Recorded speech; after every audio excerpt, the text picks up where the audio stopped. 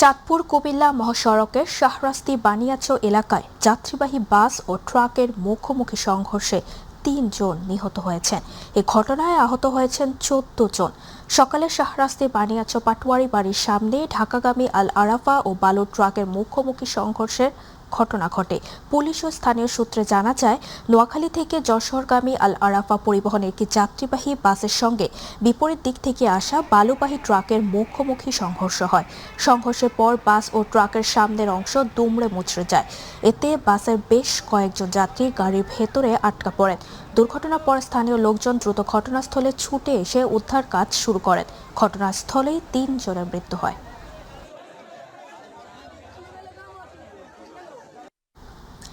Saudi আরবে একটি sofa কারখানায় আগুনে পুড়ে নিহত ১৬ জনের মধ্যে নাটোরের নলডাঙ্গা উপজেলার রয়েছে ৩ জন। তারা হলেন খাজুরা ইউনিয়নের শ্রীপুরপাড়া গ্রামের শুভ, দিঘিরপাড় গ্রামের মোহাম্মদ শামীম হোসেন এবং মহিষডাঙ্গা এলাকার আব্দুল আওয়াল। নলডাঙ্গা উপজেলা নির্বাহী অফিসার আল ইমরান বিষয়টি নিশ্চিত করেছেন। এই ঘটনায় নিহতদের পরিবারের চলছে শোকের মাতম। রবিবার দেশটির একটি কারখানায় এই আগুন লাগার ঘটনা ঘটে। এ বিষয়ে নলডাঙ্গা উপজেলা নির্বাহী অফিসার আল ইমরান বলেন, এ বিষয়ে প্রয়োজনীয় সহযোগিতা প্রদান করা হবে। ৪ বছর হলে বিদেশে গেছে, এখনো কিছু করতে পারে নাই। দেনাপাতি করে দিছে, তার বড় বাপেরা চাচারা দিছে বা অন্য জায়গা থেকে লোন কিস্তির থেকে টাকা তুলে নিয়ে বিদেশে গেছে। অর্থমন্ত্রী আমির খুসরো মাহমুদ চৌধুরী বলেছেন, চট্টগ্রামে বিশাল উন্নয়ন পরিকল্পনা নিয়ে আসছে এডিপি। মন্ত্রী আজ চট্টগ্রামে বন্দর কর্তৃপক্ষ, কাস্টমস ও এনপিআর কর্মকর্তাদের সাথে বৈঠক শেষে সাংবাদিকদের বলেন, বিগত সময়ের ভঙ্গুর অর্থনীতি থেকে বেরিয়ে আসতে বিভিন্ন উদ্যোগ নিয়েছে সরকার, যার গুরুত্বপূর্ণ অংশ চট্টগ্রাম বন্দর। চট্টগ্রাম বন্দর ভবনে বৈঠক শেষে সাংবাদিকদের সাথে কথা বলেন অর্থমন্ত্রী। এ সময় তিনি জানান, বিগত সময়ের ভঙ্গুর অর্থনীতি থেকে বের হয়ে আসতে সরকার কাজ করছে। এডিপির উচ্চ পর্যায়ের একটি প্রতিনিধি দল চট্টগ্রাম সফর করছেন জানিয়ে এদেশের তাদের বিশাল উন্নয়ন পরিকল্পনা রয়েছে বলেও জানান অর্থমন্ত্রী। সাধারণ মানুষের যে দ্রব্যমূল্য, উচ্চ দ্রব্যমূল্য, এর অনেকটা কারণ হচ্ছে পোর্টে এক্সট্রা অতিরিক্ত খরচ হয়, কাস্টমসের দীর্ঘসূত্রিতার বিষয়টা বারবার উঠে এসেছে। এই জন্য আজকে এনবিআর চেয়ারম্যান সাহেব আসছেন, পোর্টের চেয়ারম্যান সাহেব আছেন। আমরা জয়েন্টলি সবাইকে নিয়ে বসে যে কোথায় কোথায় সমস্যাগুলো আছে, প্রত্যেকটি সমস্যা আমরা আইডেন্টিফাই করেছি, চিহ্নিত করেছি এবং প্রত্যেকটি সমস্যার সমাধান কি হওয়া দরকার সিদ্ধান্তও নিয়েছি। নারায়ণগঞ্জের রূপগঞ্জে অগ্রণী সেচ প্রকল্পভুক্ত এলাকার বিভিন্ন স্থাপনা ও পানি নিষ্কাশন ব্যবস্থা সরেজমিনে পরিদর্শন করেন পানি সম্পদ প্রতিমন্ত্রী ফরহাদ হোসেন আজাদ। সকালে রূপগঞ্জের যাত্রামোড়া পাম্প হাউস ও অগ্রণী সেচ প্রকল্পভুক্ত এলাকার প্রধান নিষ্কাশন খাল এবং রূপসী, ভুলতা ও গোলাকান্দাইল এলাকার বিভিন্ন পয়েন্টে প্রধান ও সেকেন্ডারি নিষ্কাশন ব্যবস্থা সরেজমিনে পরিদর্শন করেন। এ সময় উপস্থিত ছিলেন নারায়ণগঞ্জ ১ আসনের সংসদ সদস্য মোস্তাফিজুর রহমান ভূঁইয়া দীপু, বাংলাদেশ পানি উন্নয়ন বোর্ডের মহাপরিচালক প্রকৌশলী মোহাম্মদ রুহুল আমিন, প্রধান প্রকৌশলী মোহাম্মদ কায়সার আলম, ঢাকা পানি উন্নয়ন সার্কেল ২ এর তত্ত্বাবধায়ক প্রকৌশলী মাহবুবে মওলা মোহাম্মদ মেহেদী হাসান, নারায়ণগঞ্জ পানি উন্নয়ন বিভাগের নির্বাহী প্রকৌশলী শুভ আহমেদ এবং রূপগঞ্জ উপজেলা নির্বাহী কর্মকর্তা মোহাম্মদ সাইফুল ইসলাম। শেখ হাসিনার জ্বালানি নীতির কারণে দেশে বিদ্যুৎ নিয়ে ভোগান্তি তৈরি হয়েছে বলে মন্তব্য করেছেন মুক্তিযোদ্ধা প্রতিমন্ত্রী ইঞ্জিনিয়ার ইশরাক হোসেন। তিনি বলেন, জ্বালানি খাতকে ফ্যাসিবাদ মুক্ত এবং সিন্ডিকেটের নিয়ন্ত্রণ থেকে বের করে আনতে বর্তমান সরকার দক্ষতার সঙ্গে সঠিক নীতিমালা প্রণয়ন করেছে। আগামী সংসদে এসব নীতিমালা উপস্থাপন করা হবে বলেও জানান তিনি। দুপুরে মুন্সিগঞ্জের শ্রীনগর উপজেলার sir Jagadish J C Bose institution and college এবং বিক্রমপুর ভূঁইয়া মেডিকেল কলেজ ক্যাম্পাসে বৃক্ষরোপণ কর্মসূচিতে প্রধান অতিথির বক্তব্যে এসব কথা বলেন ইশরাক হোসেন। অনুষ্ঠানে প্রধান বক্তা হিসেবে উপস্থিত ছিলেন বিএনপির কেন্দ্রীয় নির্বাহী কমিটির স্বেচ্ছাসেবক বিষয়ক সম্পাদক মীর শরফত আলী সপু। জ্বালানি খাতকে ফ্যাসিবাদ মুক্ত করতে এবং কয়েকটা সিন্ডিকেটের হাত থেকে রক্ষা করার জন্য ইতিমধ্যে আমরা ক্যাবিনেট সহ সংসদে আগামী সংসদ অধিবেশন যখন বসবে সেখানে জ্বালানি নীতিমালা প্রণয়ন করব, যেটি হবে রাষ্ট্রের কল্যাণে, যেটি হবে জনগণের জন্য। সেখানে কোনো কয়েকটি কোম্পানি বা আমাদের দল বা কয়েকটা সিন্ডিকেট সেখানে মুনাফা করবে, রাষ্ট্রের হাজার হাজার কোটি টাকা লোপাট করবে, সেই জিনিস থেকে মুক্ত করার জন্য যখন আমরা কাজ করছি। চট্টগ্রামের হাটহাজারীতে মীর নওয়াবুল হক মেমোরিয়াল হাই স্কুলে নবনির্মিত মীর মোহাম্মদ নাসিরউদ্দিন একাডেমিক ভবনের উদ্বোধন করা হয়েছে। দুপুরে বিদ্যালয় প্রাঙ্গণে ভবনটির উদ্বোধন করেন ভূমি ও পার্বত্য চট্টগ্রাম বিষয়ক মন্ত্রণালয়ের প্রতিমন্ত্রী ব্যারিস্টার মীর মোহাম্মদ হেলাল উদ্দিন। অনুষ্ঠানে প্রধান অতিথি ছিলেন বিদ্যালয়ের প্রতিষ্ঠাতা ও সাবেক মন্ত্রী মীর মোহাম্মদ নাসিরউদ্দিন। অনুষ্ঠানে বিশেষ অতিথি ছিলেন ব্যারিস্টার ইসরাত নাজনীন নাসির, হাটহাজারী উপজেলা নির্বাহী কর্মকর্তা মোহাম্মদ আবদুল্লাহ আল মুমিন এবং শিক্ষা প্রকৌশলী অধিদপ্তর চট্টগ্রামের নির্বাহী প্রকৌশলী তানফির ইসলাম। 4 মাসের মধ্যেই এই প্রতিষ্ঠানে সরকারের পক্ষ থেকে 15 লক্ষ টাকা দেওয়া হয়েছে। এই কাজগুলো কেন করা হচ্ছে? এই যে জমিটা আমার বাবা দিলেন, এখানে বিল্ডিং হলো, সরকার আরেকটি বিল্ডিং করে দিলেন, এই কাজগুলো করা হচ্ছে শুধুমাত্র মানব সম্পদ উন্নয়নের জন্য। আমার কথাটা তোমরা একটু মনোযোগ দিয়ে শুনো। মানব সম্পদ উন্নয়ন মানে কি জানো? বাংলাদেশের ভবিষ্যতে যারা মঞ্চে বসবে তাদেরকে প্রস্তুত করার এটা হচ্ছে কারখানা। তার মানে ভবিষ্যৎ তারেক রহমান, ভবিষ্যৎ সংসদ সদস্য, ভবিষ্যৎ মন্ত্রী, ভবিষ্যৎ প্রতিমন্ত্রী, অর্থাৎ যারা ভবিষ্যতে দেশের নেতৃত্ব দিবেন তাদেরকে আদর্শ নাগরিক হিসেবে এবং আলোকিত নাগরিক হিসেবে গড়ে তোলার জন্য কিন্তু এতগুলো আয়োজন চলছে। মেহেরপুর সদর উপজেলার ইছাখালী সীমান্তে বিজিবি ও বিএসএফ এর পতাকা বৈঠকের মাধ্যমে দুই দেশে আটককৃতদের ছেড়ে দেওয়া হয়েছে। দুপুর 3টার দিকে সীমান্ত শূন্য রেখায় বাংলাদেশি আব্দুল মান্নান নামের এক বৃদ্ধকে বিএসএফ ও ভারতীয় নাগরিক শ্রী শচীন দাস ও শ্রী নর্তন বিশ্বাস নামের 2 জনকে বিজিবি ছেড়ে দেয়। আব্দুল দিকে জমিতে কীটনাশক দিতে যান তার দাদা। এ সময় বিএসএফ সদস্যরা তাকে ধরে নিয়ে যায়। এদিকে আব্দুল মান্নানকে ধরে নিয়ে যাওয়ার খবর পেয়ে কিছুক্ষণ পর 123/3 এর সীমান্ত পিলার এলাকা থেকে ভারতের লালবাজার গ্রামের 2 নাগরিককে ধরে আনেন বাংলাদেশের সীমান্তবর্তী গ্রামের লোকজন। পরে তাদের ইছাখালী বিজিবি ক্যাম্পে সোপর্দ করা হয়। এ ঘটনায় 2 দেশের সীমান্তরক্ষী বাহিনীর যোগাযোগ হলে ইছাখালী সীমান্তের শূন্য রেখায় চুয়াডাঙ্গা ব্যাটালিয়ন ও বিএসএফ এর মধ্যে ব্যাটালিয়ন কমান্ডার পর্যায়ে এক পতাকা বৈঠক অনুষ্ঠিত হয়। সফল আলোচনা শেষে আটক বাংলাদেশি কৃষক আব্দুল মান্নানকে বিজিবির কাছে এবং আটক 2 ভারতীয় নাগরিককে বিএসএফ এর কাছে হস্তান্তর করা হয়। কুষ্টিয়ায় জুলাই স্মৃতিস্তম্ভে আগুন দেওয়ার অভিযোগ উঠেছে ছাত্রলীগের বিরুদ্ধে। গভীর রাতে শহরের শহীদ আবরার ফাহাদ স্টেডিয়ামের সামনে নির্মিত স্মৃতিস্তম্ভে এই ঘটনা ঘটে। কুষ্টিয়া মডেল থানার ওসি কবির হোসেন মাতব্বর সহ পুলিশ কর্মকর্তারা ঘটনাস্থল পরিদর্শন করেন। এ সময় তারা জড়িতদের দ্রুত গ্রেফতারের আশ্বাস দেন। গাইবান্ধার গোবিন্দগঞ্জ উপজেলার ফাঁসিতলা এলাকার একটি পরিত্যক্ত ফ্লাওয়ার মিল থেকে লাইজু নামে এক যুবকের মরদেহ উদ্ধার করেছে পুলিশ। সকালে ফাঁসিতলা এলাকার ওই পরিত্যক্ত ফ্লাওয়ার মিলে এক যুবকের নিথর দেহ পড়ে থাকতে দেখে স্থানীয়রা। বিষয়টি সন্দেহজনক মনে হলে তারা তাৎক্ষণিকভাবে গোবিন্দগঞ্জ থানা পুলিশকে খবর দেয়। খবর পেয়ে পুলিশ দ্রুত ঘটনাস্থলে পৌঁছে মরদেহটি উদ্ধার করে। পুলিশ জানায়, মরদেহ উদ্ধারের পর প্রাথমিক সুরতহাল প্রতিবেদন তৈরি করা হয়েছে। ময়নাতদন্তের প্রতিবেদন পেলে মৃত্যুর কারণ জানা যাবে। মাই টিভিতে জলাবদ্ধতা নিয়ে সংবাদ প্রচারের পর চাঁদপুরের মতলব উত্তর উপজেলার ফরাজিকান্দি ইউনিয়নের দক্ষিণ রামপুর কাচারিকান্দি এলাকা পরিদর্শন করেছেন উপজেলা নির্বাহী কর্মকর্তা মাহমুদা কুলসুম মনি। গতকাল বিকেলে তিনি সরেজমিনে ওই এলাকা পরিদর্শন করেন। এ সময় জলাবদ্ধতার পরিস্থিতি, পানি নিষ্কাশনের প্রতিবন্ধকতা ও স্থানীয়দের দুর্ভোগের বিষয়গুলো ঘুরে দেখেন এবং বাসিন্দাদের সঙ্গে কথা বলেন। পরিদর্শনকালে দ্রুত খাল দখলমুক্ত ও পুনর্খননের মাধ্যমে জনগণের দুর্ভোগ লাঘবে উপজেলা প্রশাসন সর্বোচ্চ আন্তরিকতার সাথে কাজ করবে বলে জানান তিনি।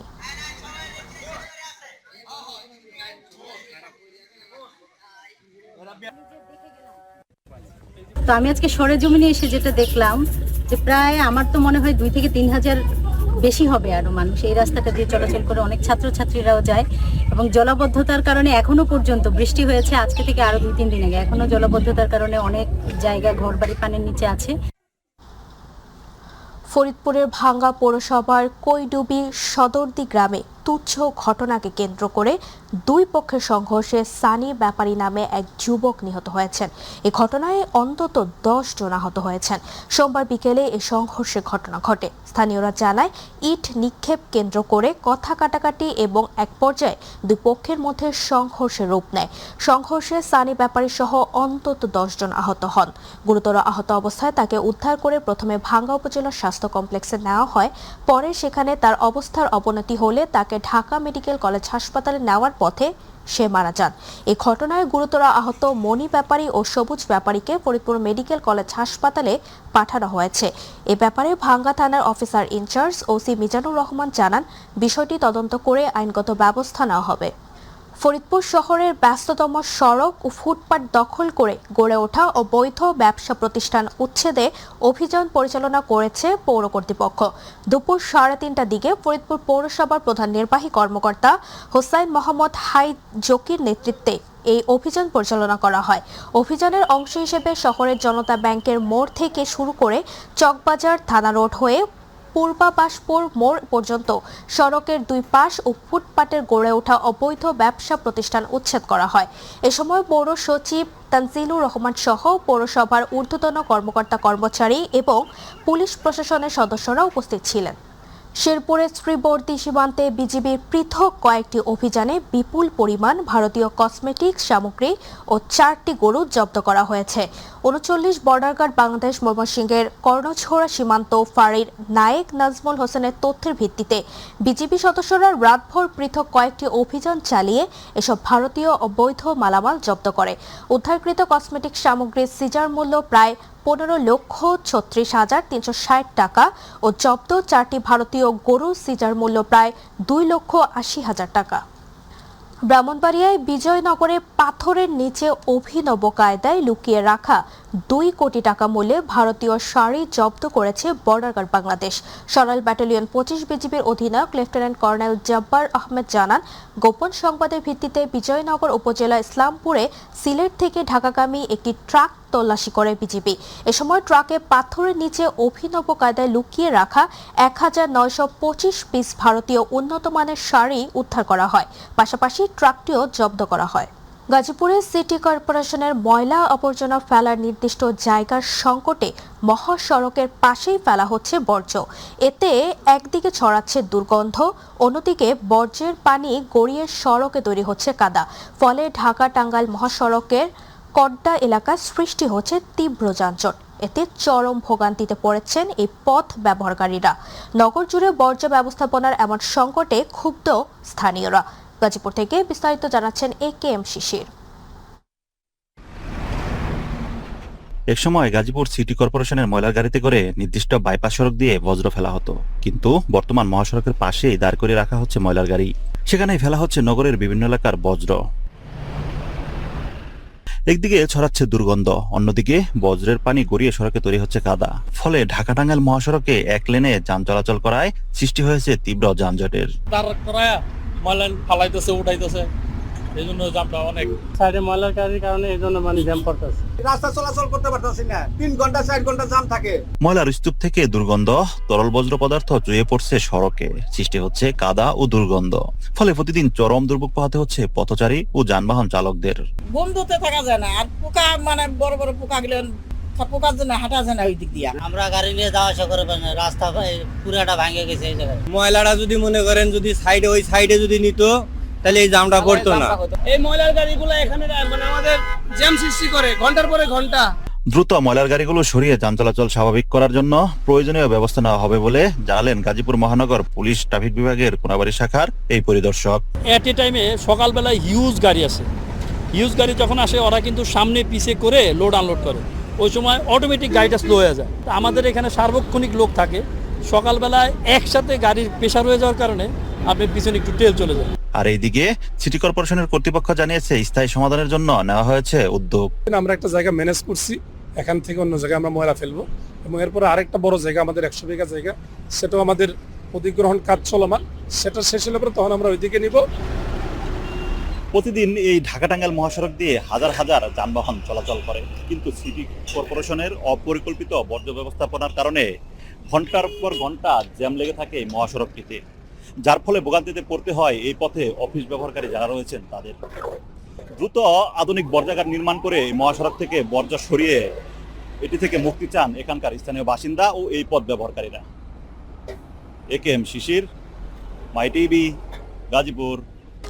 হবিগঞ্জে চুনারু ঘাটে শাশুড়িকে হত্যা মামলায় জামাতা মোহাম্মদ আব্দুল কাদের মিয়াকে যাবজ্জীবন কারাদণ্ডের আদেশ দিয়েছেন আদালত। এছাড়াও আদেশে 10,000 টাকা জরিমানা অনাদায়ে 6 মাসের কারাদণ্ড প্রদান করা হয়। হবিগঞ্জের অতিরিক্ত জেলা ও দায়রা জজ প্রথম আদালতের বিচারক কাকন দে এর রায় ঘোষণা করেন। রাষ্ট্রপক্ষের মামলাটি পরিচালনা করেন অতিরিক্ত পিপি মোহাম্মদ আফজাল হোসেন। তিনি জানান, রাষ্ট্রপক্ষ মামলাটি সন্দেহাতীতভাবে প্রমাণ করতে সক্ষম হয়েছেন এবং রাষ্ট্রপক্ষ এই ধরনের হত্যা মামলা পরিচালনায় ভবিষ্যতেও সক্রিয় ভূমিকা পালন করবে। শাশুড়ির কাছ থেকে আব্দুল কাদের আজকের যে আসামি সাজাপ্রাপ্ত সে খরচ নিত, এই নিয়ে শাশুড়ির সাথে তর্ক বিতর্কের এক পর্যায়ে প্রায়ই হইতো। এক পর্যায়ে ওই দিন ঘটনার দিন তর্ক বিতর্ক এক পর্যায়ে ওনাকে ধারালো অস্ত্র দিয়ে আঘাত করে ওনাকে হত্যা করেন। আমরা রাষ্ট্রপক্ষ তো মামলা আমরা প্রমাণে সক্ষম হয়েছি এবং আমরা সন্তোষজনক, এবং আমরা আশা করি বিচার প্রার্থীর মানুষ দ্রুত মামলাগুলো নিষ্পত্তি করার জন্য আমরা বিভিন্ন মাধ্যমে এজেন্সির মাধ্যমে আমরা সাক্ষী দ্রুত আনার চেষ্টা করছি। ঝিনাইদহে স্কুল কলেজের শিক্ষার্থীদের নিয়ে সড়ক নিরাপত্তা বিষয়ক প্রশিক্ষণ কর্মশালা অনুষ্ঠিত হয়েছে। দুপুরে শহরের কাঞ্চননগর মডেল স্কুল অ্যান্ড কলেজে জেলা সড়ক পরিবহন কর্তৃপক্ষ আয়োজনে এই কর্মশালা আয়োজন করা হয়। কর্মশালায় বিআরটিএ ঝিনাইদহ সার্কেলের সহকারী পরিচালক দেবাশিস বিশ্বাস, ট্রাফিক ইন্সপেক্টর মশিউর রহমান, মোটরযান পরিদর্শক সজীব সরকার ও সোহাগ হোসাইন, শিক্ষক রিগান মাহমুদ সহ অন্যান্যরা বক্তব্য দেন। এ সময় বক্তারা সড়কে চলাচলের ক্ষেত্রে ট্রাফিক আইন মেনে চলা, নিরাপদে রাস্তা পারাপার এবং দুর্ঘটনা এড়াতে শিক্ষার্থীদের সতর্ক থাকার পরামর্শ দেন। টাঙ্গাইলের ঘাটাইলে ওজনে কম দেওয়া, হোটেলে বাসি খাবার পরিবেশন ও মেয়াদ উত্তীর্ণ কসমেটিক্স বিক্রির অভিযোগে 3টি প্রতিষ্ঠানকে 35,000 টাকা জরিমানা করেছে ভ্রাম্যমাণ আদালত। দুপুরে ঘাটাইল উপজেলার বাজার রোড এলাকায় এই অভিযান পরিচালনা করেন ভোক্তা অধিকার সংরক্ষণ অধিদপ্তরের সহকারী পরিচালক আসাদুজ্জামান রোমেল। তিনি জানান, অভিযোগের ভিত্তিতে ঘাটাইল উপজেলার বাজার রোড এলাকায় কুড়ে মিষ্টি ঘর, তাজমহল হোটেল ও নাবিল কসমেটিক্স এ অভিযান পরিচালনা করা হয়। এ সময় ওজনে মিষ্টি কম দেওয়া, হোটেলে বাসি খাবার পরিবেশন ও মেয়াদ উত্তীর্ণ কসমেটিক্স বিক্রির অভিযোগে প্রতিষ্ঠান 3টিকে 35,000 টাকা জরিমানা করা হয়। সিরাজগঞ্জের চৌহালিতে বিশ্ব মাতৃদুগ্ধ সপ্তাহ 2026 উপলক্ষে সচেতনতামূলক কর্মসূচি অনুষ্ঠিত হয়েছে। সকালে খাসকাউলিয়া বালিকা উচ্চ বিদ্যালয়ের হল রুমে উপজেলা স্বাস্থ্য কমপ্লেক্সের উদ্যোগে এই কর্মসূচি অনুষ্ঠিত হয়। প্রধান শিক্ষক নাসির উদ্দিনের সভাপতিত্বে প্রধান অতিথি ছিলেন উপজেলা ভারপ্রাপ্ত স্বাস্থ্য ও পরিবার পরিকল্পনা কর্মকর্তা ডাক্তার মোহাম্মদ আসিফ আহমেদ। উপস্থিত ছিলেন academic supervisor Khalid Mahmud, sanitary inspector Abdul Halim ও স্বাস্থ্য পরিদর্শক আব্দুল মান্নান। কুষ্টিয়ার কুমারখালীতে 3 দিন ব্যাপী জাতীয় ফল মেলার উদ্বোধন করা হয়েছে। সকালে উপজেলা প্রশাসন ও উপজেলা কৃষি অধিদপ্তরের আয়োজনে কৃষি অফিসারের সামনে এই মেলার উদ্বোধন করা হয়। উদ্বোধন করেন জেলা কৃষি সম্প্রসারণ অধিদপ্তরের উপপরিচালক শওকত ভুইয়া। উদ্বোধন ও স্টল পরিদর্শন শেষে উপজেলা পরিষদ চত্বরে বর্ণাঢ্য র্যালি বের করা হয়। এ সময় উপজেলা সরকারি কমিশনার নাভিদ সারওয়ার, উপজেলা কৃষি কর্মকর্তা মনির হোসেন, উপজেলা বিএনপির সাধারণ সম্পাদক লুৎফুর রহমান, সাবেক যুবদল নেতা আতিকুর রহমান সবুজ সহ অনেকে উপস্থিত ছিলেন। বরগুনার বেতাগীতে অনুষ্ঠিত হল বৃক্ষরোপণ কর্মসূচি ও বিদ্যালয় পরিচালনা কমিটির অভিষেক। সকালে উপজেলার দক্ষিণ করুণা পল্লীমঙ্গল সরকারি প্রাথমিক বিদ্যালয় প্রাঙ্গণে এই অনুষ্ঠানের আয়োজন করা হয়। অনুষ্ঠানে প্রধান অতিথি হিসেবে উপস্থিত ছিলেন বেতাগী উপজেলা বিএনপির সাবেক সভাপতি ও সাবেক উপজেলা চেয়ারম্যান মোহাম্মদ শাহজাহান কবির। বিশেষ অতিথি হিসেবে বক্তব্য দেন ভারপ্রাপ্ত উপজেলা শিক্ষা অফিসার মোহাম্মদ নিজামুদ্দিন ও পরিচালনা কমিটির সভাপতি আমেনা আক্তার ডালিয়া, ইউনিয়ন বিএনপির সাবেক সভাপতি আব্দুর রশিদ হাওলাদার। সিরাজগঞ্জের উল্লাপাড়ায় নবাগত অফিসার ইনচার্জ ওসি মেহেদী হাসানের সঙ্গে উল্লাপাড়া প্রেস ক্লাবের সাংবাদিকদের মতবিনিময় সভা অনুষ্ঠিত হয়েছে। সকাল 11টায় উল্লাপাড়া মডেল থানার হলরুমে এই মতবিনিময় সভা অনুষ্ঠিত হয়। সভায় সভাপতিত্ব করেন উল্লাপাড়া প্রেস ক্লাবের সভাপতি মোহাম্মদ আনিসুর রহমান লিটন। এ সময় উল্লাপাড়া প্রেস ক্লাবের প্রিন্ট ও ইলেকট্রনিক মিডিয়ার সাংবাদিকরা উপস্থিত ছিলেন। এ সময় সাংবাদিকরা উল্লাপাড়ার আইনশৃঙ্খলা পরিস্থিতি, মাদক নিয়ন্ত্রণ সহ বিভিন্ন বিষয়ে নবাগত ওসির সঙ্গে মতবিনিময় করেন এবং পুলিশের সঙ্গে সমন্বয় করে কাজ করার প্রত্যয় ব্যক্ত করেন।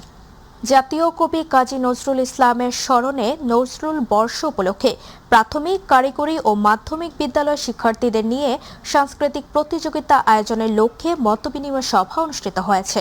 দুপুরে সাতক্ষীরা জেলা প্রশাসনের সম্মেলন কক্ষে জেলা প্রশাসনের আয়োজনে এই সভা অনুষ্ঠিত হয়। সভায় সভাপতিত্ব করেন অতিরিক্ত জেলা প্রশাসক রিপন বিশ্বাস। এ সময় উপস্থিত ছিলেন জেলা শিক্ষা অফিসার আলমগীর কবির, জেলা প্রাথমিক শিক্ষা অফিসার রুহুল আমিন, জেলা কালচারাল অফিসার ফাইজা হোসেন অন্বেষা সহ বিভিন্ন শিক্ষা প্রতিষ্ঠানের প্রধান শিক্ষক ও বিভিন্ন দপ্তরের প্রতিনিধিরা। সাতক্ষীরা কালীগঞ্জ উপজেলা শাখার যুব উদ্যোক্তাদের আর্থিক অন্তর্ভুক্তি ও টেকসই উন্নয়নের লক্ষ্যে unlocking financial solutions for youth enterprise development প্রকল্পের সমাপনী সভা অনুষ্ঠিত হয়েছে। সকালে ব্রাকের আয়োজনে কালীগঞ্জ উপজেলা পরিষদের সম্মেলন কক্ষে অনুষ্ঠিত সমাপনী অনুষ্ঠানে প্রধান অতিথি হিসেবে উপস্থিত ছিলেন কালীগঞ্জ উপজেলা নির্বাহী কর্মকর্তা মিলন সাহা। উপস্থিত ছিলেন উপজেলা সমাজসেবা কর্মকর্তা মোহাম্মদ শাকিল আহমেদ, উপজেলা যুব উন্নয়ন কর্মকর্তা মোহাম্মদ নাজমুল হক, জেরিন তাসনিন, মোহাম্মদ গোলাম রসুল সহ আর অনেকে।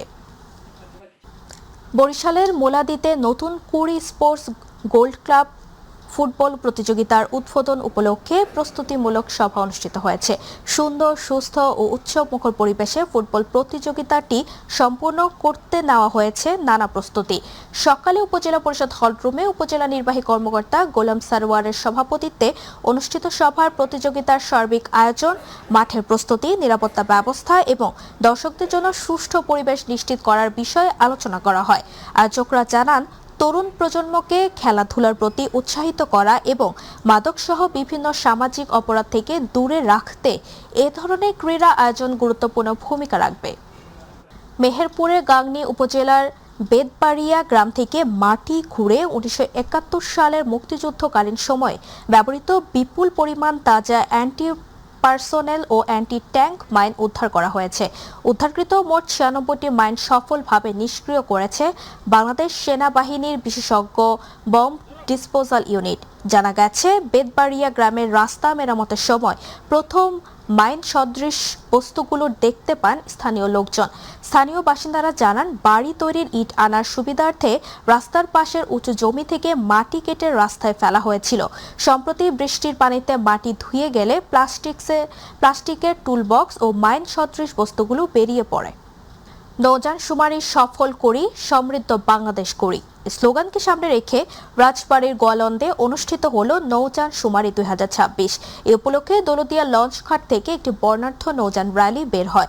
রাজবাড়ী জেলা পরিসংখ্যান অফিসের উপপরিচালক মোহাম্মদ রেজাউল করিমের সভাপতিত্বে প্রধান অতিথি ছিলেন রাজবাড়ী জেলা প্রশাসক আফরোজা পারভিন সহ আরও অনেকে। চট্টগ্রাম নগরীর পশ্চিম মাদারবাড়ির 1 নম্বর গলিতে শাহীন হত্যার সুষ্ঠু তদন্ত ও ন্যায় বিচারের দাবিতে মানববন্ধন ও বিক্ষোভ করেছেন নিহতের স্বজন ও স্থানীয় এলাকাবাসী। এ সময় তারা অভিযোগ করেন, বাসা থেকে ডেকে নিয়ে শাহীনকে কুপিয়ে হত্যা করা হয়েছে। বক্তারা বলেন, হত্যাকাণ্ডের সুষ্ঠু তদন্তের মাধ্যমে প্রকৃত ঘটনা উদ্ঘাটন এবং জড়িতদের আইনের আওতায় এনে দৃষ্টান্তমূলক শাস্তি নিশ্চিত করতে হবে। বিচার নিশ্চিত না হওয়া পর্যন্ত আন্দোলন চালিয়ে যাওয়ার ঘোষণা দেন তারা। মুন্সিগঞ্জ পৌরসভার 7 নম্বর ওয়ার্ডের চর কিশোরগঞ্জ মোল্লারচর এলাকায় মাদক, কিশোর অপরাধ ও ইফটিজিং প্রতিরোধে স্থানীয়দের নিয়ে সচেতনতামূলক মতবিনিময় সভা অনুষ্ঠিত হয়েছে। সোমবার বিকেল 5:30টার দিকে মুন্সিগঞ্জ সদর থানার আয়োজনে এ সভা অনুষ্ঠিত হয়। এতে প্রধান অতিথি হিসেবে উপস্থিত ছিলেন মুন্সিগঞ্জের অতিরিক্ত পুলিশ সুপার মোহাম্মদ কামরান হোসেন। বিশেষ অতিথি ছিলেন মুন্সিগঞ্জ প্রেস ক্লাবের সাধারণ সম্পাদক মোহাম্মদ গোলজার হোসেন। সভায় সভাপতিত্ব করেন মুন্সিগঞ্জ সদর থানার অফিসার ইনচার্জ মোহাম্মদ তসলিম উদ্দিন। সভাটি সঞ্চালনা করেন মুন্সিগঞ্জ প্রেস ক্লাবের সহ সাধারণ সম্পাদক নাদিম হোসাইন।